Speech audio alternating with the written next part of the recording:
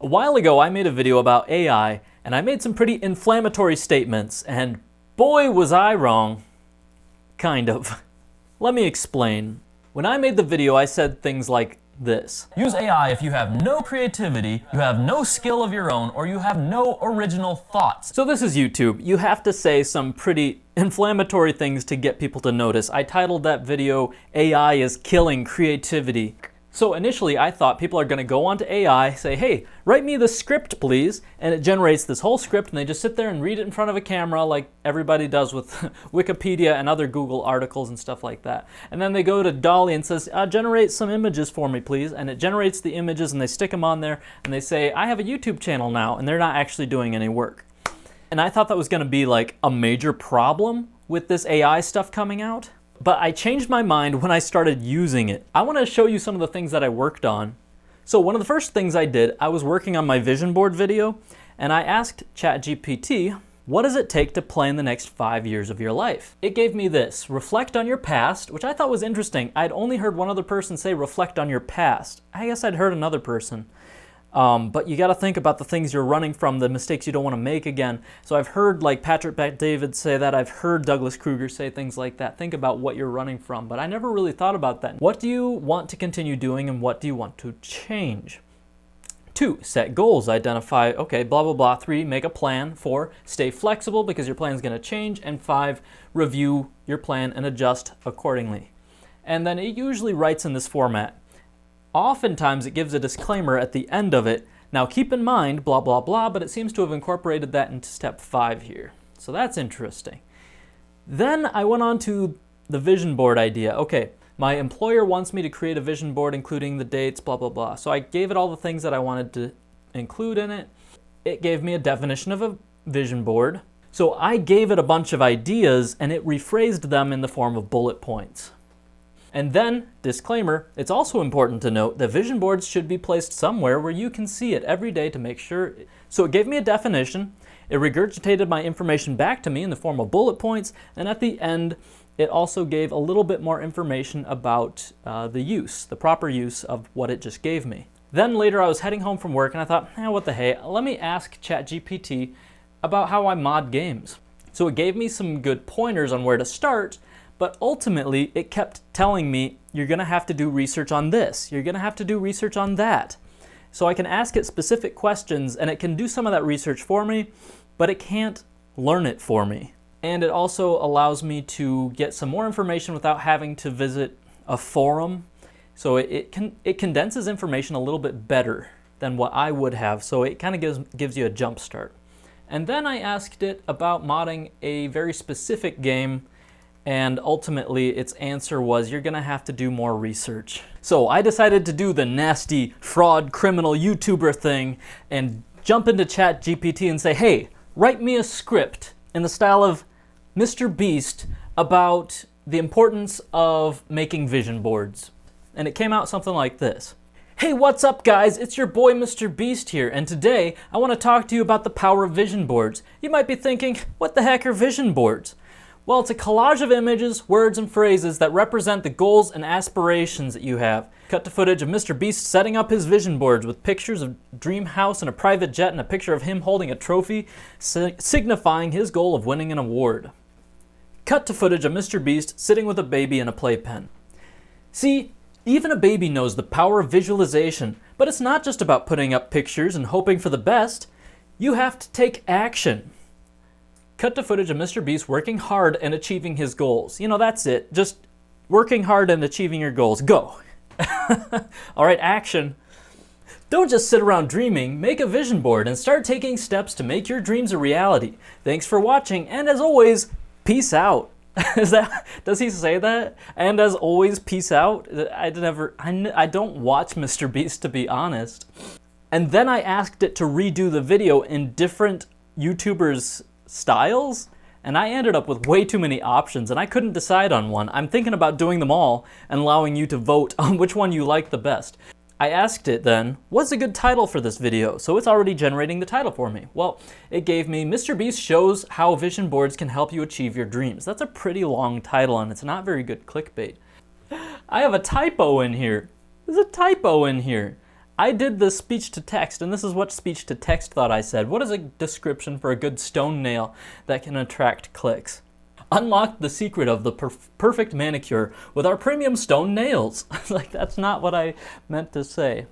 This entire time, I've been very cautious to say YouTube thumbnail, when in fact, I didn't have to. All I had to do was actually spell thumbnail correctly. Because the first time I did it and it started giving me the wrong answers, I thought, well, Chat GPT just doesn't understand what I'm asking for. No, I had a typo, so that's my bad. So we have a person, putting it on the vision board. Everything else is out of focus, but those two things. And there's text. Unlock your potential with vision boards, or achieving your goals with vision boards. That it kept concise. Interesting. It could also have the title of the video with a smaller font in a different color, like yellow or light blue, to make it stand out. That's too much text. It's supposed to be a 5-minute video. Every time I ask for a 5-minute video, it creates like a 1-minute video. Like, that is way too short for a 5-minute video. So then I had it rewrite it as Douglas Kruger. He's a wealth expert, author, etc. It starts off just like all of his video openings, spot on. Hello everyone, and welcome to my channel. Today, we will talk about the power of vision boards. You might be wondering, what is a vision board? It's a blah blah blah. Same description. The only difference here is, instead of holding a trophy signifying his goals of winning a trophy, it's a picture of him with a book signifying his goal of publishing a book. And then it says, but why are vision boards important? Same script. So that's all the same, and then it gets down to the bottom and says, so don't just sit around dreaming, make a vision board and start taking steps to make your dreams a reality. Remember, your vision board is a starting point, not a finish line. Thank you for watching, and as always, keep striving for greatness. Does he say that a lot? Keep striving for greatness? I'm not sure if he ever says that, keep striving for greatness. I had Chat rewrite this in the style of Angry Video Game Nerd. Same intro, and then it says, what's up you bunch of jokers, it's your pal, the Angry Video Game Nerd here, and today I want to talk to you about the power of vision boards. Maybe I should have started from scratch, because that's not really how the Angry Video Game Nerd talks, but I believe that he could do it in his style and get away with it. And they could have had him with like a video game controller or something like that, but it still has him holding a trophy. I don't know what award Angry Video Game Nerd would be trying to win. Then the baby is making the vision board and he says, see, even a baby knows the power of visualization. But it's not just about putting pictures and hoping for the best, you have to take action. I believe the Angry Video Game Nerd could say that in his style and get away with it. However, it's the exact same script. It's just a matter of reading it positively or negatively. So I think the reader, when they're reading a script like this, it's largely up to your interpretation of what's given to you as to whether or not that's spot on or not. Thanks for watching, and as always, I'll see you in the next episode. Is that how he completes his videos? And as always, I'll see you in the next episode. I'm not really sure. Let's just check that out really quick. Happy holidays, and thank you for watching this episode of Angry Video Game Nerd. Let me tell you about this video sponsor, ExpressVPN. What happened to the Angry Video Game Nerd? Okay, so that was an intro to the Angry Video Game Nerd. This is the Angry Video Game Nerd. Today, we're talking Garfield, yeah! And since... Okay, I never seen him do an intro to his other character before. So it didn't really know how he starts and ends each video because he usually just jumps right in. All right, let's play some games. And he finishes it with, so let's end this thing. So, let's end this thing. Or there's like a dramatic storyline thing that just concludes the story. He doesn't say, see you in the next episode. He doesn't say, hey, welcome to my channel. He doesn't do any of that stuff. So, except for recently, when he advertises some VPN. I went back and I'm like, can you do one more? I just want to see you rewrite it in the style of Jordan Peterson giving a lecture. But it cut out the baby. There's no baby anymore. It replaced the baby with the lecture.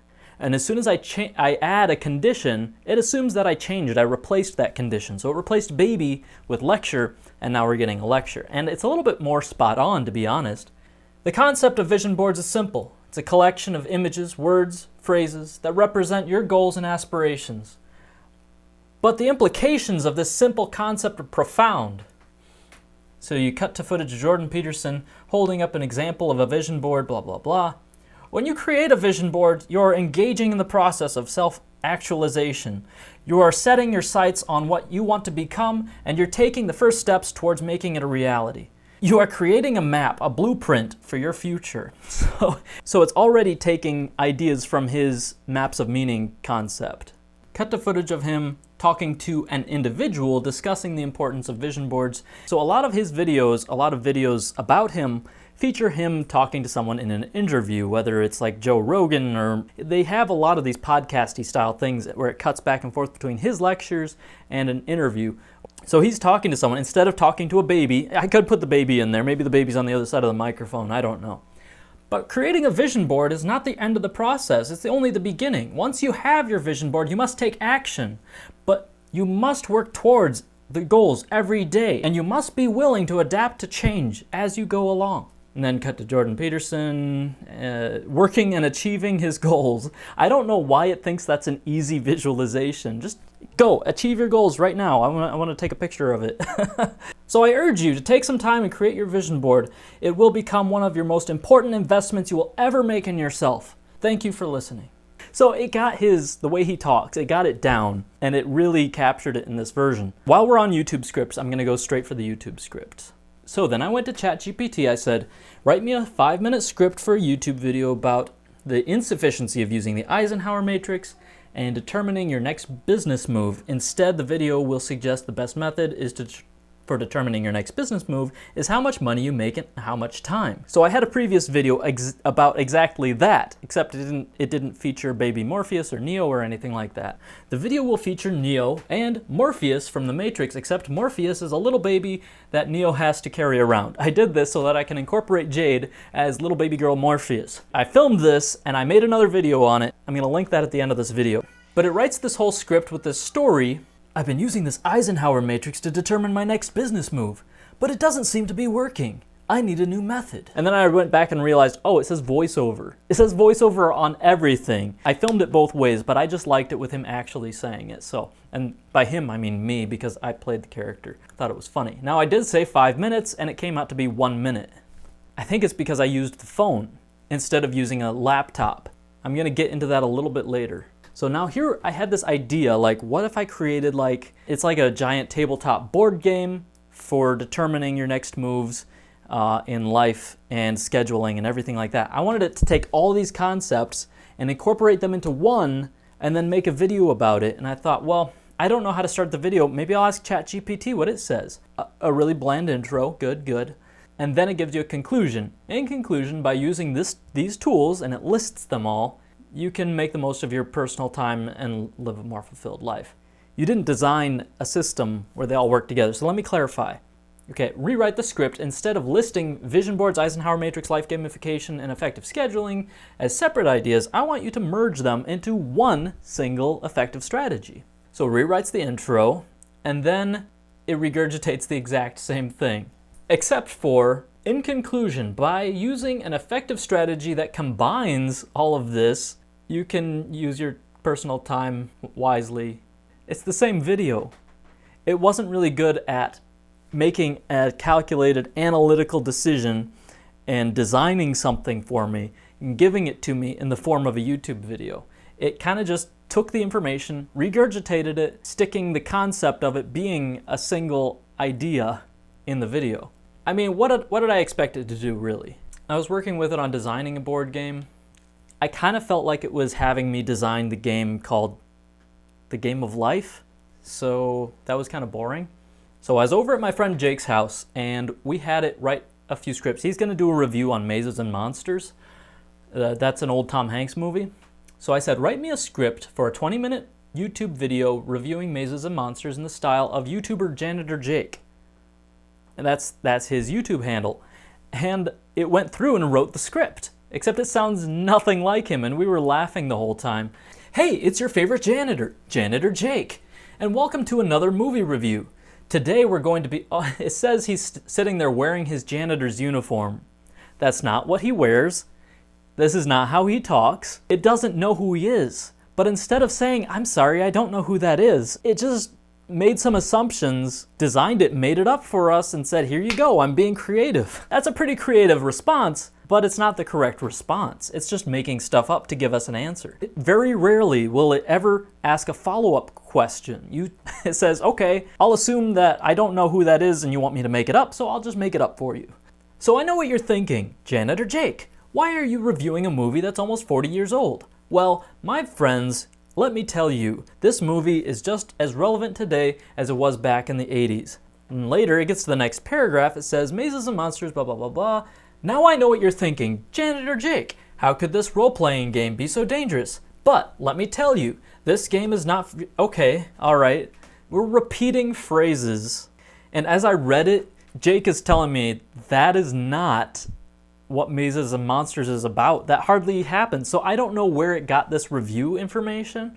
So I would have to go back through the internet. It's giving me completely false, non-factual information. Honestly, Chat GPT, when it writes a script, is more about the format than it is about the actual content. And I've noticed that problem about my own writing, but Chat GPT would only make that worse, to be honest.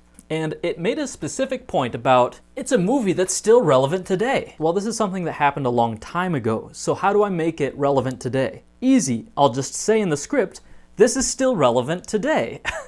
Instead of gearing it towards people who are into the nostalgia films. It tried to make this thesis that this video is still relevant today. So I asked it, who is Janet or Jake? I'm not aware of a specific YouTuber by that name. It's possible that the name refers to a lesser known private individual who maintains a YouTube channel. Can you provide more information or context about the person you're asking about?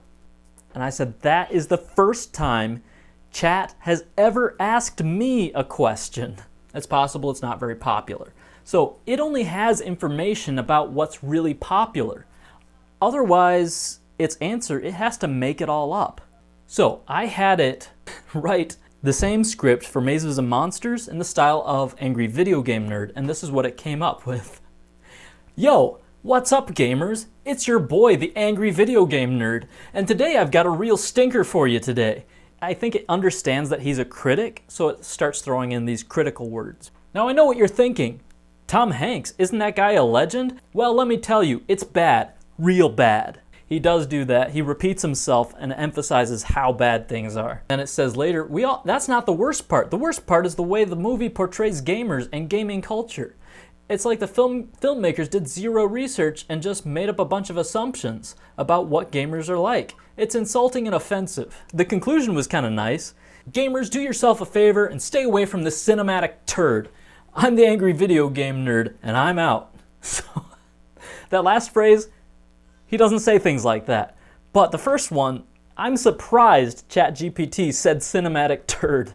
Maybe he said that in a review at some point. I don't really know. It's not quite right. I want to pick a distinct character who has a distinct voice and see if it can write in his style. So I had it write me a script about guerrilla marketing and its viability in the style of Bruce Campbell from Army of Darkness. I'm going to post that also in the links below, or in the playlist that I'm going to link at the end of this, so you can watch that as well. Oh, I asked it to write an in-depth video game review that is about 1 to 2 pages on the Atari video game Air Sea Battle, and I've never had it completely fritz out and give me like a big error response before, but it freaked out and it couldn't answer. So I figured, oh, well, I guess we asked about something it didn't understand. We had a realization, I'm like, it didn't seem to get Angry Video Game Nerd style down quite right, and it didn't seem to know what Air Sea Battle was either. I did the whole thing on the phone. I didn't go to a computer to do it. So I'm on my way home and he sends me this. It's a script that Chat GPT has written about Air Sea Battle for the Atari 2600. It did it in the style of Angry Video Game Nerd. I'm like, wait a minute, I couldn't get it to do that earlier. So it was able to do it. Air Sea Battle for the Atari 2600. What a piece of crap. Where do I even begin with this disaster of a game? I mean, just look at the graphics. They're terrible. It's like they took a dump and just put it on the screen. The screenplay is just bad. It's like they took most of the boring elements of an arcade game and just threw it up onto a console. Let's talk about the controls. Oh boy, the controls. It's like they just put 2 buttons on a controller and says, have fun. And don't get me started about the sound effects. It's like they just recorded someone farting into the microphone and called it sound design. So it keeps going on like that. And then it gets down to the end. It's a game that's so bad, it's not even good for a laugh. It's just bad. In conclusion, Air Sea Battle for the Atari 2600 is a terrible game. I'm the Angry Video Game Nerd and I approve this message. Why is it suddenly a political ad? I don't know. But it got it spot on, and it did it way better than any of my attempts have, but I've been using the phone, I haven't been using the computer. So I asked Chat GPT, are Chat GPT responses different between mobile and PC? And it told me the responses generated by Chat GPT should be the same regardless of whether they are accessed on a mobile device or a PC. The only difference may be in the formatting of the responses, as the display on a mobile device may be smaller and require more concise answer. However, the underlying model and data that ChatGPT uses is the same, so the responses it generates should be consistent across different platforms. No, they're not different. We use the same platform, except yes, it gives a more concise response on the phone. But no, it should be the same because we use the same underlying data model. The thing is, when you're asking it to write you a script or tell you a story, there's a big difference when it makes it concise. I asked it for a 5-minute script and it wrote me a 1-minute script. So maybe if I did it on the PC, it would be better.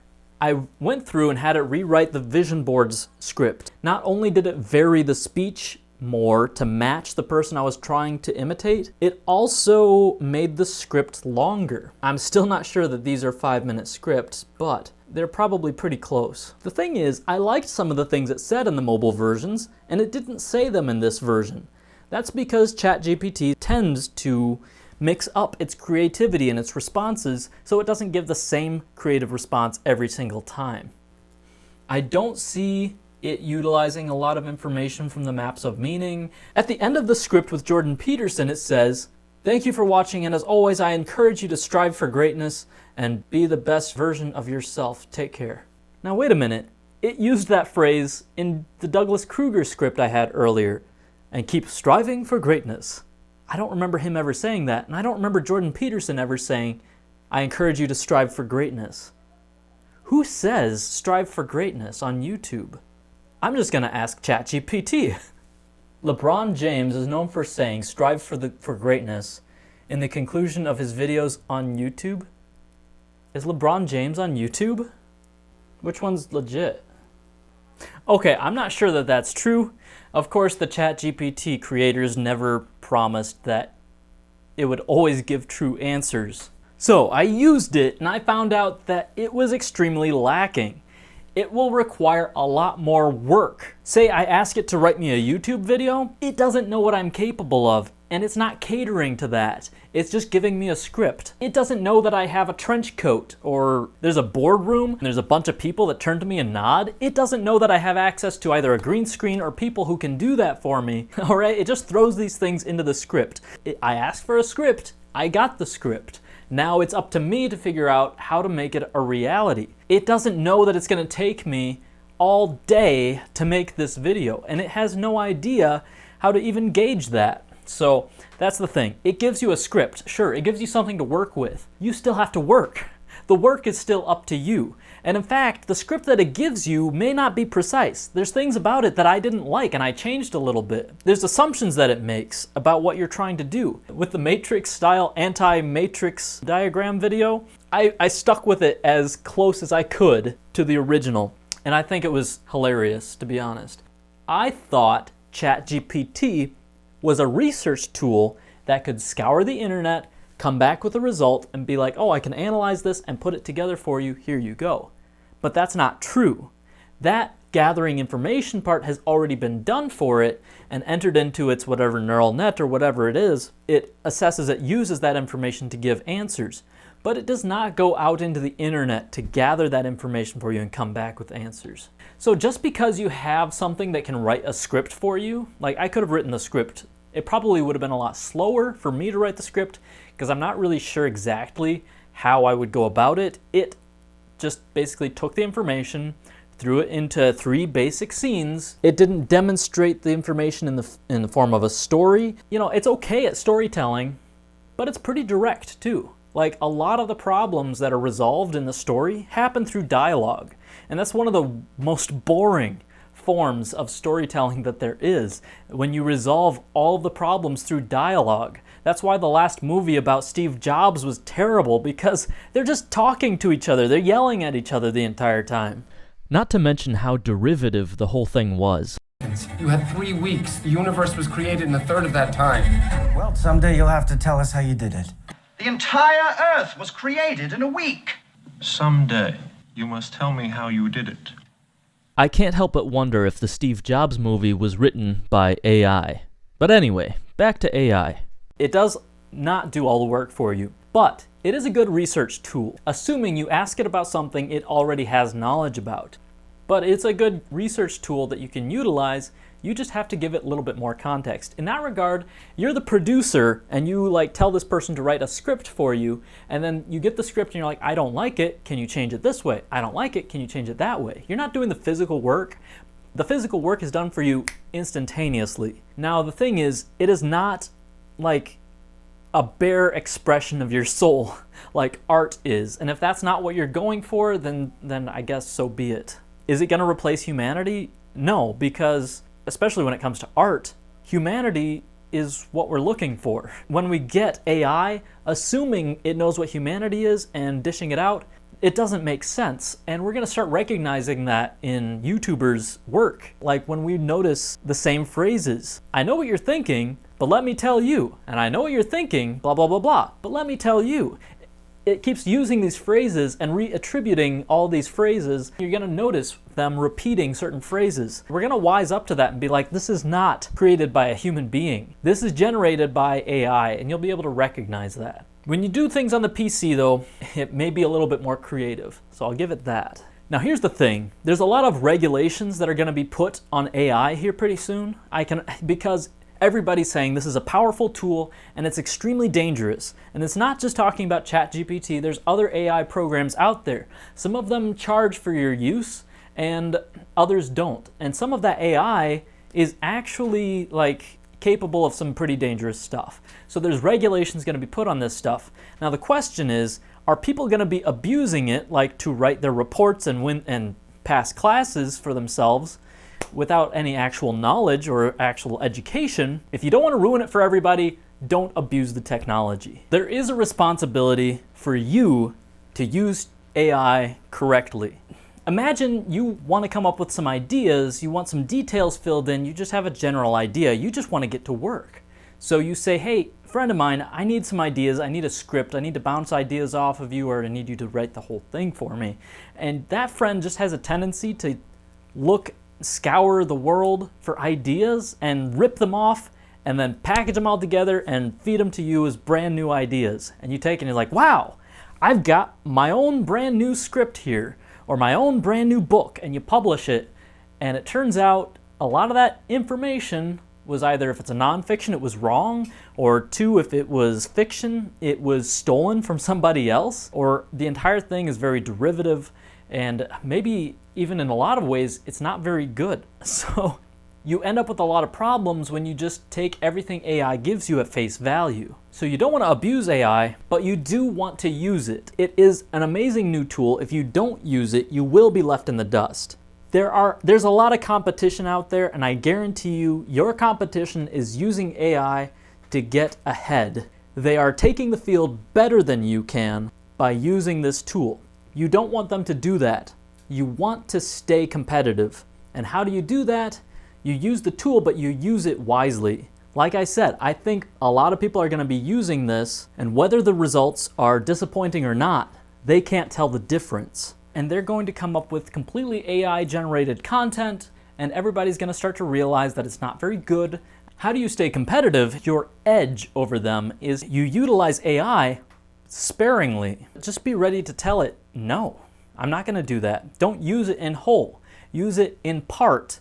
Use it as a springboard for better ideas. Like I said, AI, it's a great tool. It's going to change the world, but it's not a replacement for humanity. Honestly, The people who are going to succeed in the world are going to have their own ideas that Chat GPT just can't find. Or the AI that you're using can't find it out there. The idea needs a human behind it to make it a reality. And if your plan is to utilize AI to get ahead in the world, you might actually find out that it's a lot more work than you bargained for. So just be ready to be creative and be a human.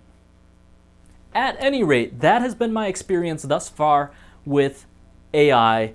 So check out my Matrix video, and there's probably going to be a playlist, if I have the video done yet, of all the other AI generated content. If you've already seen that, maybe you want to check out this other one right down here. And as always, thank you for watching Live Clever. Have a great one.